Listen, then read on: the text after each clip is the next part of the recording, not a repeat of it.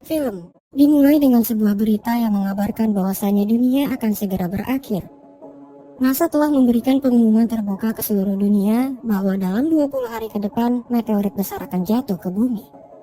Dalam upaya terakhir untuk menyelamatkan umat manusia, NASA sudah mengirimkan misil yang akan meledakkan meteorit tersebut, membuatnya menjadi puing-puing kecil yang pada akhirnya akan menjauhi bumi. Para ahli hanya bisa berpendapat jika meteorit ditemukan sedikit lebih cepat, situasi berbahaya seperti itu tidak akan pernah terjadi. Kini, manusia hanya bisa berdoa dan berharap solusi terakhir tersebut dapat berjalan sebagaimana mestinya. Namun, umat manusia mempunyai batasannya dalam setiap upaya yang mereka lakukan. Solusi terakhir mereka gagal dan meteorit semakin mendekat. Pada akhirnya, pemerintah di berbagai negara termasuk Korea mengumumkan deklarasi untuk mengakui bahwa bumi akan berakhir. Waktu tersisa 7 hari lagi sampai kiamat. Pemerintah Korea memutuskan untuk menunjukkan sisa hari di televisi sebagai upaya mengingatkan warganya agar mereka menghabiskan waktu yang tersisa dengan penuh makna. Terlepas dari prediksi kiamat, tidak ada kerusuhan seperti di film pada umumnya. Sebaliknya, manusia beraktivitas dengan penuh kebahagiaan bersama orang-orang terdekat. Sebagai pria yang selalu menyendiri, namun tidak bisa merasakan momen indahnya bersama kekasih, bahkan di hari-hari terakhirnya itu. Menghela nafas, Nabu berkata bahwa mungkin dia akan mati kesepian sebelum kiamat. Nabu adalah seorang pemuda yang baru diangkat menjadi polisi sekitar 1 bulan yang lalu. Dalam 4 tahun terakhir, dia hidup menyendiri di sebuah apartemen kecil dan sempit. Nabu tidak pernah memiliki teman ataupun seorang kekasih. Satu hal yang mengejutkan adalah Nabu tidak bisa mengingat masa lalunya. Dia seakan hidup di tubuh orang lain dengan ingatan yang kosong, di mana dia hanya tahu sekolah dan belajar untuk menggapai cita-citanya. Kini setelah menjadi polisi, Nabu merenungkan perjuangannya dan bertanya-tanya, untuk apa dia berusaha keras menjadi polisi jika pada akhirnya dunia akan kiamat. Walau demikian, dia tetap menjalani hidupnya seperti biasa. Setelah mengganti pakaian dan mengenakan sepatu sempitnya, Nabu berjalan di lorong kantor polisi, bersiap untuk menjalankan tugasnya. Untuk sesaat, Nabu melihat daftar buronan sebelum akhirnya dia pergi berpatroli. Dalam prosesnya, Nabu menemukan berbagai macam individu yang dengan bebas mengekspresikan diri. Tapi anehnya dia merasa familiar dengan itu semua. Setelah kembali ke kantor, Nabu menemukan berita yang cukup mengejutkan, di mana seorang pria mengaku bahwa dirinya mempunyai kekuatan super. Di dalam situs berbagi video, pria itu menunjukkan kemampuannya mengeluarkan api dari tangan. Sebelum akhirnya dia bercerita bahwa sudah dari lama dia menyembunyikan kemampuannya itu. Pria tersebut sangat yakin pasti ada manusia lain yang punya kemampuan super sepertinya. Di akhir video, dia mengajak orang-orang sepertinya untuk menunjukkan kemampuan dan bersatu untuk menyelamatkan bumi. Tidak lama dari itu, senior Nabu menawarkan dirinya untuk berhenti bekerja jika mau. Tapi dia menolak dan akhirnya pergi berpatroli sekali lagi. Nabu berjalan, menyusuri pemukiman sembari mendongak ke atas saat melihat bendera aneh. Nabu merasa pernah melihatnya di suatu tempat, tapi lagi-lagi dia tidak bisa mengingatnya. Tidak lama dari itu, Nabu dikejutkan oleh seorang gadis yang memanjat tembok. Terheran-heran saat melihatnya, Nabu juga merasa sudah pernah melihat gadis itu di suatu tempat. Namun kali ini dia mengingatnya. Gadis itu ada di dalam daftar buronan yang sebelumnya dia lihat. Dia adalah Heiwa, gadis cantik berusia 18 tahun yang dianggap telah melakukan tindak pencurian. Setelah dibawa ke kantor polisi, Nabu memeriksa kembali daftar buronan dan ternyata Heiwa tidak ada di dalam daftar itu.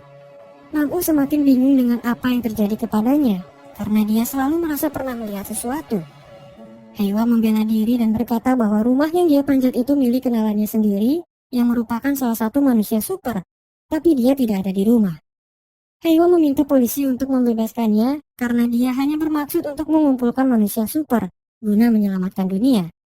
Menurutnya itu lebih baik daripada hanya berdiam diri menunggu kematian. Pada akhirnya, senior menugaskan Nabu untuk mengantar Heiwa menemui manusia super itu, bukan di rumah sebelumnya, melainkan di sebuah tempat yang cukup jauh dari perkotaan. Di perjalanan, Nabu terlihat grogi saat berusaha akrab dengannya. Kurangnya pengalaman membuat dirinya sulit untuk berkomunikasi. Jelas, itu adalah pertanda bahwa Nabu menyukainya. Nabu singgah di sebuah pom untuk mengisi bahan bakar, meninggalkan Heiwa yang tertidur untuk membeli bekal dan persediaan. Di dalam toko, Nabu melihat acara berita mengenai orang-orang yang mulai mengidentifikasi diri memiliki kekuatan super. Sebuah organisasi juga telah terbentuk dan mulai merekrut manusia super lainnya untuk membantu NASA. Entah bantuan seperti apa, tapi menurut mereka masih ada harapan bagi umat manusia. Karena tidak ada penjaga toko, Nabu meninggalkan uang sebelum akhirnya dia pergi. Tidak lama dari itu, terdengar suara teriakan dari Heiwa saat dia pergi ke toilet. Nabu menyiapkan pistolnya dan memeriksa keadaan di sana. Ketika pintu toilet bergerak dengan sendirinya, Heiwa mengajak Nabu untuk segera pergi dari tempat itu. Heiwa sangat yakin bahwa dia merasakan kehadiran manusia, dan dia beranggapan bahwa manusia itu mempunyai kekuatan super tak terlihat. Tidak banyak yang bisa dilakukan Nabu selain menawarkan plester kepada Heiwa yang terluka. Perjalanan mereka pun berlanjut, melewati pedesaan yang sepi hingga akhirnya berhenti di suatu tempat.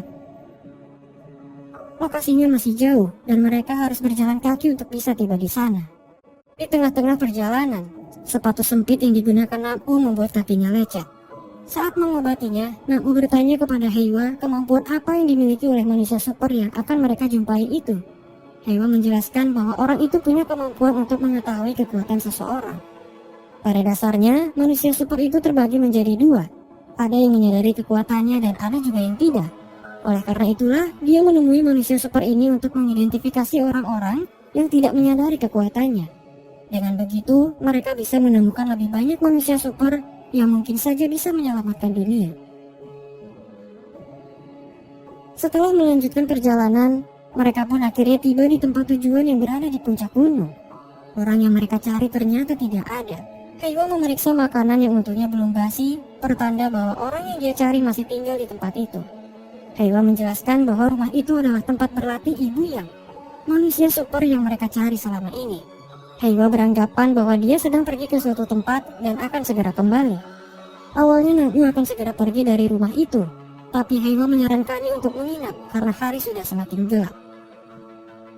Di malam hari, Nabu bermimpi duduk di sebelah Heiwa yang berkata bahwa mereka tidak akan pernah bertemu lagi. Air matanya mengalir saat berkata bahwa langit di hari akhir sangat indah. Saat terbangun di pagi hari, Nabu melihat berita di televisi yang mengabarkan bahwa NASA akan bekerja sama dengan para manusia super untuk meluncurkan misil terbaru.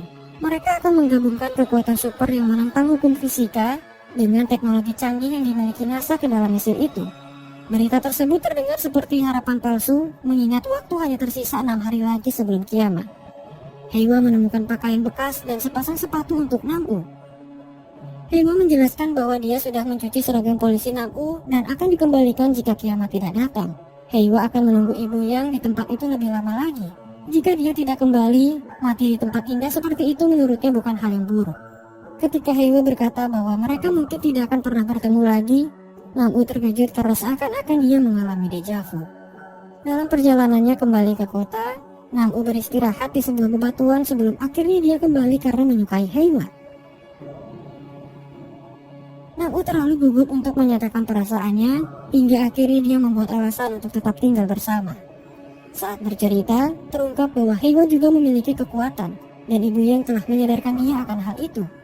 Heiwa merasa malu terhadap kekuatan yang dia miliki karena menurutnya itu tidak berguna. Kekuatannya adalah membuat orang yang dia cintai tidak bisa melupakannya. Kekuatan itu membuatnya tidak menyadari bahwa sang ibu menderita penyakit Alzheimer. Tentu saja karena orang yang dia cintai tidak bisa melupakannya. Oleh karena itulah, Heiwa menganggap kekuatan itu tidak berguna. Tidak lama dari itu, Ibu Yang akhirnya datang. Heiwa segera mengajaknya untuk pergi guna mencari orang-orang super. Ibu Yang berkata bahwa mereka sudah terlambat karena pergerakan meteor lebih cepat dari dugaan. Berita di televisi menjelaskan bahwa meteor paling cepat akan tiba malam hari ini. Pecahan meteor perlahan mulai memasuki atmosfer bumi. Siaran televisi mulai mengalami gangguan sebelum akhirnya hilang. Walaupun dirasa tidak berguna, Ibu Yang mencoba menerawang Nabu menggunakan kekuatannya. Terkejut saat menyadarinya, Ibu Yang menjelaskan bahwa Nabu mempunyai kekuatan super di mana dia akan kembali ke masa lalu jika meninggal dalam kecelakaan. Itu artinya dia tidak akan mati karena bencana komet ini. Semuanya menjadi jelas bahwa Nabu terjebak di dalam lingkaran waktu. Dia sudah beberapa kali mengulangi kejadian ini, tapi tidak bisa mengingatnya. Itulah alasannya kenapa dia merasa tidak asing dengan semua kejadian ini. Nam-u tidak bisa mengingat masa kecilnya karena dia sudah lama terjebak di lingkaran waktu tersebut, dan dia terus mengulanginya hingga saat ini. Ingatan terakhirnya adalah di tahun 2016, di mana dia mengambil studi kepolisian.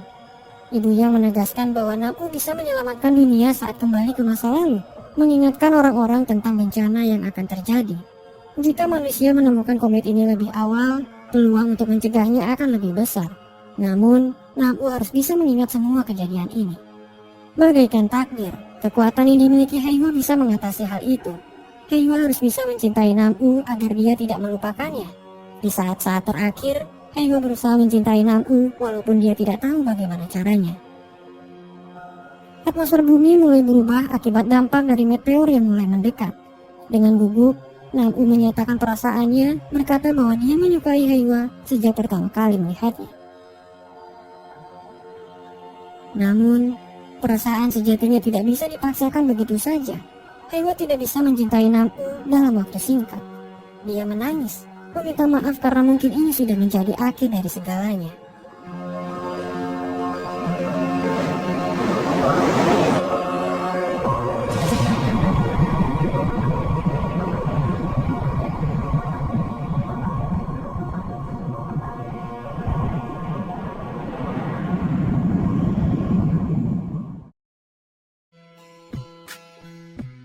Waktu kembali ke tahun 2016. Nam-u terbangun di apartemen sempitnya tanpa mengingat kejadian apapun. Itulah yang selama ini dia alami hingga melupakan masa lalunya. Ketika Nam-u pergi mengambil minum, dia bertemu dengan Heiwa yang ternyata satu apartemen dengannya. Fakta bahwa Nam-u tidak bisa mengingatnya adalah jawaban bahwa cintanya bertepuk sebelah tangan dan dia akan terus mengulangi kenyataan pahit itu. Satu hal yang bisa diharapkan adalah munculnya keajaiban yang bisa merubah variabel dan membuka hati Heiwa untuk Nam-u suatu saat nanti.